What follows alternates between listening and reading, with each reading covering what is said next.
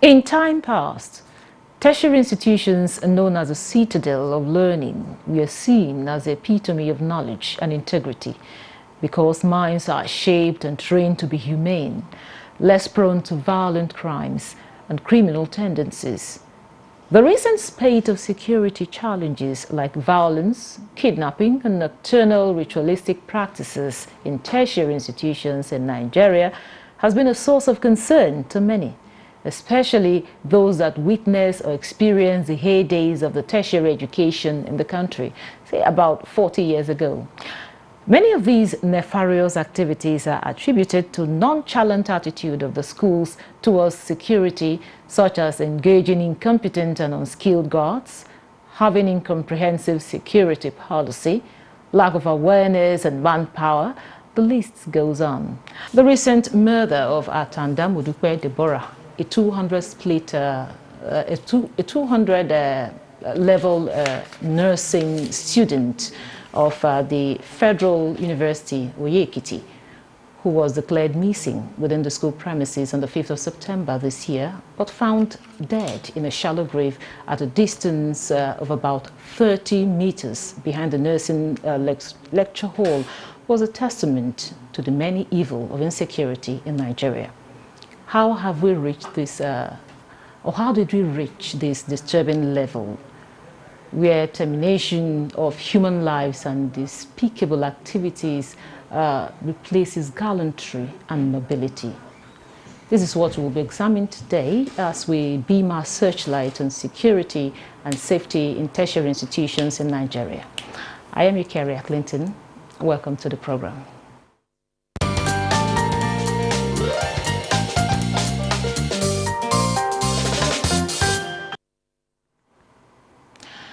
Joining us to discuss security and safety in tertiary institutions in Nigeria is Dr. Kingsley Uzoma, a security expert. You're welcome to Nigeria Good today. evening. Thanks for having me.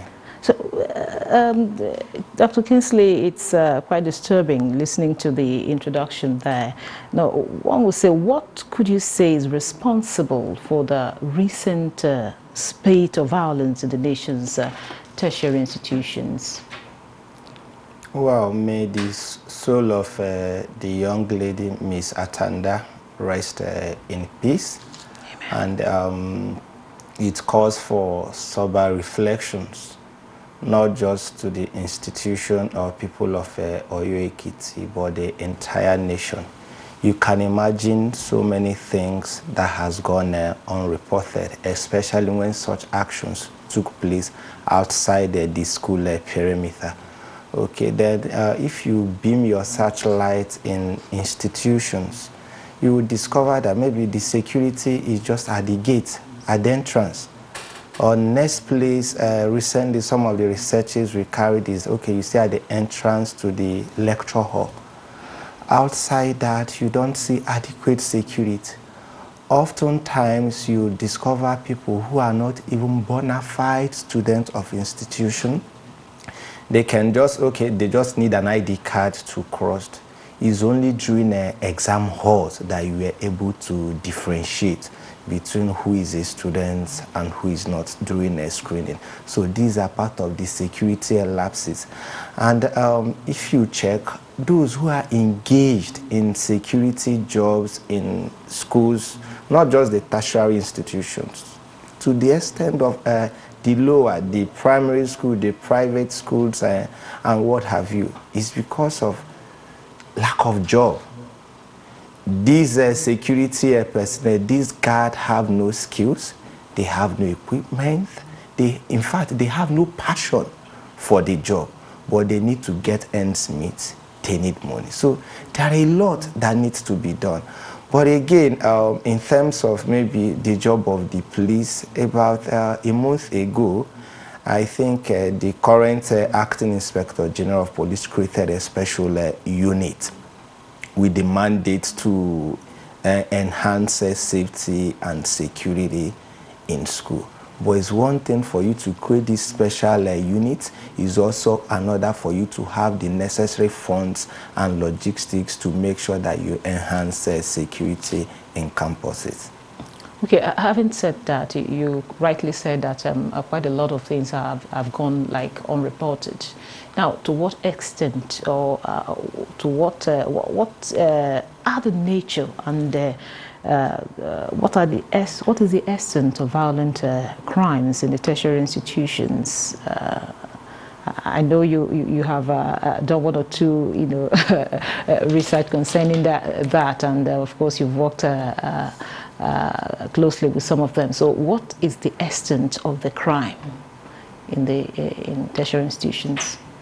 The crime is multidimensional in the sense that, you see, just like when we make reference the good old days. Mm-hmm. In the good old days, higher institutions or school, quote and unquote, is a place where you are being molded to bring out the best in you, out of you, for the betterment of the society. But you see, this generation, virtually everyone wants freedom. So it's like the tertiary institution is where people go to learn the good and the bad. And people of this generation, a good percentage of them want to absorb the bad as against the good. And it's like you must experience or experiment the two sides for you to now be a better person. Because it's in this institution where they learn to smoke, have access to illicit drugs, join cultism, and what have you. Imagine a situation where somebody could be killed, hacked to death, and buried in a shallow grave 30 meters away from the lecture hall. Fellow course-mates could not be able to reach out, get information, not even the teachers, not even the security that guards the lecture hall or anything. Did the action take place at night, daytime, or something? So there are so many things put together that are responsible for this. So that's what, like, when we say decay in the society, is on all aspects. Okay, so in that regards, when it has to do with institutions, the vice chancellor, the rector, and what have you, these tertiary institutions have security units. They have chief security officers. They have their standard operating procedure. How well do they follow this? Now, Kingsley, you were talking about the incident that happened in Ekiti now, that a student, of course, was hacked to there, was killed, and of course buried very close to the lecture hall. And that kind of you can't help but start wondering. There's, like you said, didn't somebody see, or when was it done? So how has what is institution not doing right, or what have they not done right in this kind of situation?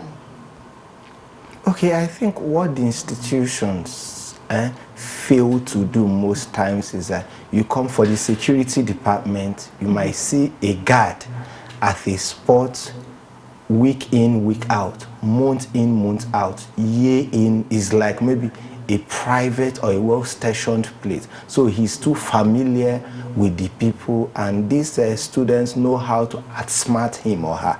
The person on duty post is very easy. And most of them, because maybe the payments are not adequate or sufficient enough to be able to take care of their needs, to be able to keep them at alert. Okay, so you see them, they are very redundant in the execution of their duties. So it's easier for you, because ordinarily security in campuses or in school shouldn't be static. It should be a blend of human intelligence and technology, in the sense that you have surveillance cameras, but it's also it's one thing for you to have this security gadget. It's also another for you to have power to be able to power them, and those are trained. I remember visiting a tertiary institution some years back in the same Ekiti state to do an assessment. So a retired officer of one of the security formation, I just asked him, where is your fire alarm panel, for instance? To my greatest surprise, he was pointing fire extinguisher as fire alarm panel. So he doesn't even have good knowledge of the gadgets in place. In terms of emergency, he doesn't know the right equipment to activate. Then in terms of human security, the man garden, most of them, you see them stationed at one location without knowing fully where that at intervals you need to patrol. And these schools, they no longer use the conventional method of security tower. Okay, because if you have security tower and somebody is there, it can maintain surveillance almost 360, like what we now do with CCTV camera and what have you.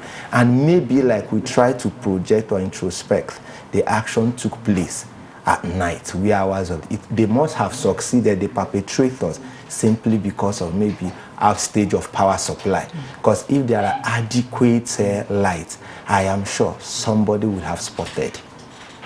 Okay, right now we are being joined via Zoom by Mr. Teso Shapira. He's a Commander National Safe Schools Response Coordinator of the Nigerian Civil Defense, Nigerian Security and Civil Defense Corps, NSCDC. You're welcome to Nigeria today. Thank you. It's a pleasure to be here. Yeah, Mr. Shapira, we are looking at security and safety in higher institutions. Now, there's been, against the backdrop of what happened in Ekiti state recently. Now, what would you say is responsible for the recent spate of violence in the nation's tertiary institutions? Thank you very much. One, crime is part of the society. That is the first thing we have to bear in mind. What we are trying to do is to build the human dimension of it, because we have realized that because of some difficulties, perceived challenges, people are beginning to rather think on the other side of making their way, earning their living, than actually focusing on the right way of living. So what we need to do here and what we are doing currently from the National Safety Response Coordination Center is to sensitize people, sensitize the citizens. There is need to have an understanding of what life itself is all about, how they can cope with some challenges, because it's not just about the school, but just like you asked. For us at the center, when we see things like this, we feel so bad. Why? Because they just came on board with this drive. The National Safety Response Prevention Center is out here to, get information that will now process them into intelligence, so that at the end of it, proactive steps are taken in order to prevent some of those problems we are having.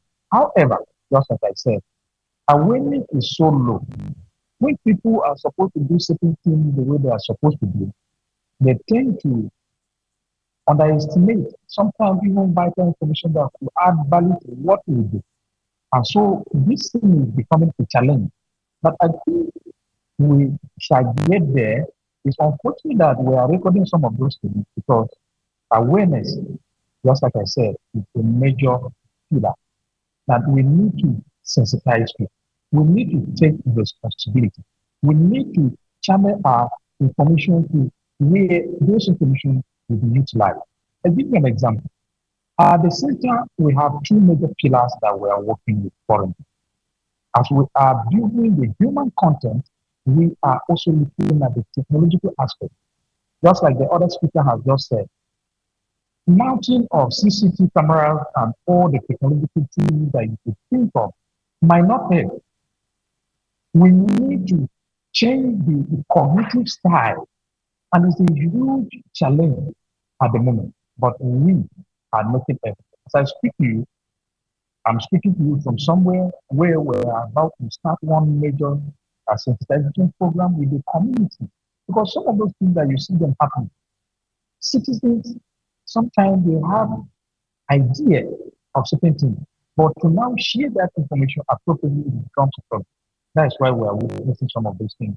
But like the higher institutions, we've already sent our communication channels so that we will place them on our security ecosystem map to ensure that we are on same page. Otherwise, these two have to go together. Human dimension. Thank you very much. We are going to take a break here. This is still Nigeria Today. We are hitting the street to feel the pulse of Nigerians on the issue of security and safety in higher institutions as put together by Dennis Temple. Don't go away.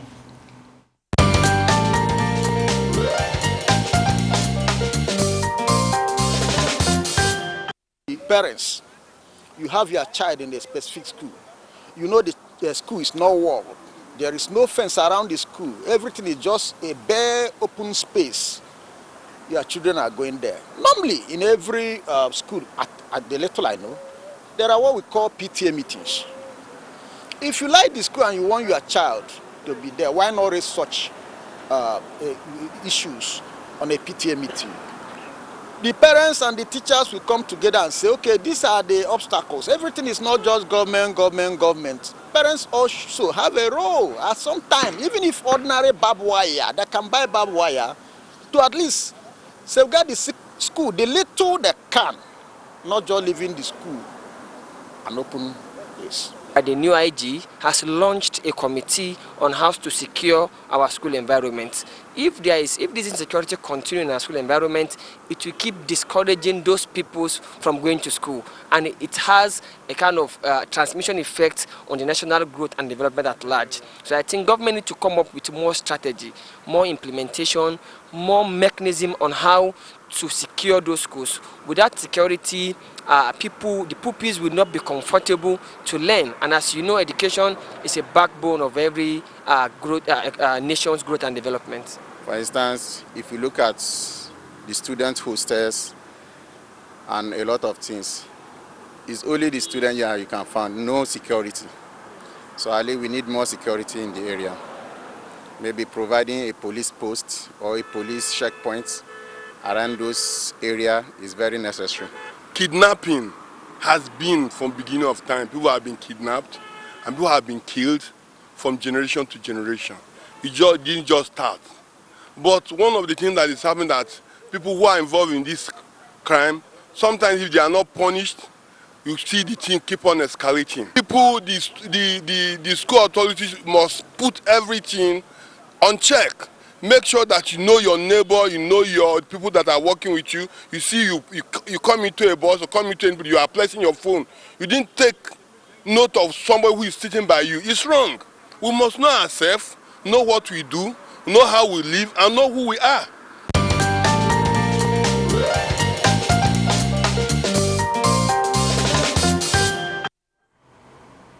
Welcome back. It is still Nigeria Today, and we are looking at security and safety in higher institutions, and my guest is still here with me. Dr. Zama, I heard what somebody was saying there is some of them were talking about government coming in to do something. But again, you ask, what is the role of the people, the role of the students themselves in all of this? We know security is everyone's business. Yes, security is everyone's business, and in the lens of security, there is what we call crime prevention through environmental design. One of the speakers made reference to perimeter fencing is one of the design.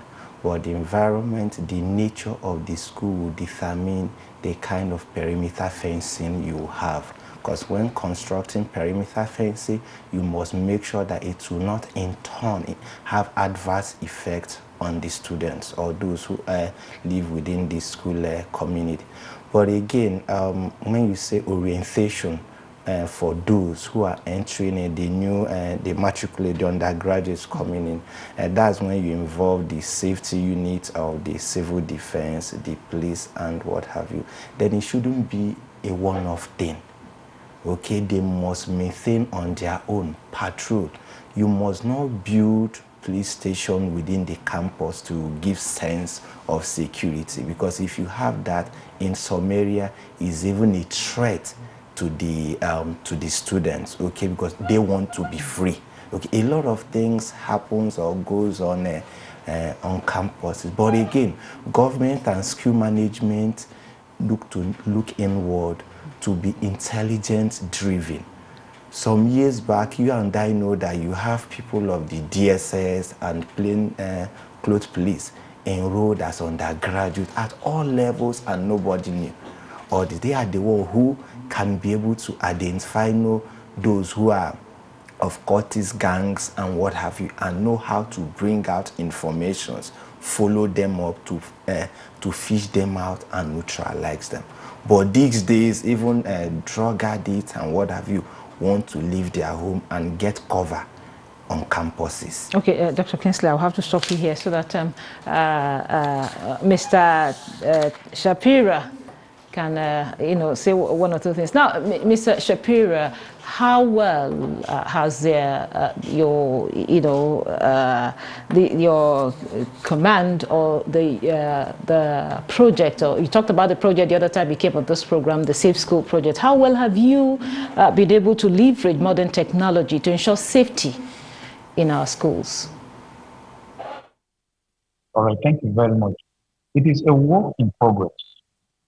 It is a work in progress. Like I mentioned to you the last time, just like you said, even technology is not every technology that we use. We have to assess to know what it is all about, determine, identify the backdoors and what they are. So, in terms of technology, we are combining the two. This is because at the center, it is a center for joint services. It's a center for collaboration, coordination, and cooperation. So we, in the security sector, we have certain technologies that depends on the circumstances and what is to be used. And that's what I said in the last statement I made. What we need now, technology is rather secondary. Technology is secondary. I would always say that, but it's always arguably. Why? Because the technology is the product of the human brain. And all these things start from there. So what we are trying to do now is to combine the two. The two will have to go together. You see, what we've seen in recent times is ignorance of certain things. People have not been able to take responsibility. The last time I made mention of something, I said, look, if government is emphasizing that security is a collective responsibility for all citizens, when it comes to school matters, that is where you need it more. Because everybody is affected when the child is being harmed in school. Parents will not be ready to send the children to school. Children will not want to go to school and all of that. So what kind of future are we looking at? But in what we are doing, we'll be able to sensitize them, change their mindset, change that cognitive style in order to work out. So all these two dimensions of security, they will have to go together. It's not just about uh, uh, technology all along, but these two have to always go together. So at the center so far, with this I am saying, because we need to get community involved, we have been benefiting from that community engagement. As I speak to you, at least 47 cases of attacks have been prevented. These are issues that ordinarily would have caused a lot of disaster. But we are able to manage that, and it is still a work in progress. Because some of those things that happen. Thank you very much, Mr. Shapira. Well, that's it on Nigeria Today. I'd like to appreciate our guest, Dr. Kingsley Uzoma, security expert. Thank you for being part of the program. Thank you. And also a very big thank you to Mr. Teso Shapira. He's a commander, National Safe Schools Response Coordinator of the Nigerian Security and Civil Defense Corps, NSCDC. Thank you so much for your time and your contributions. And thank you for being part of this. I'm Eukaria Clinton. Goodbye.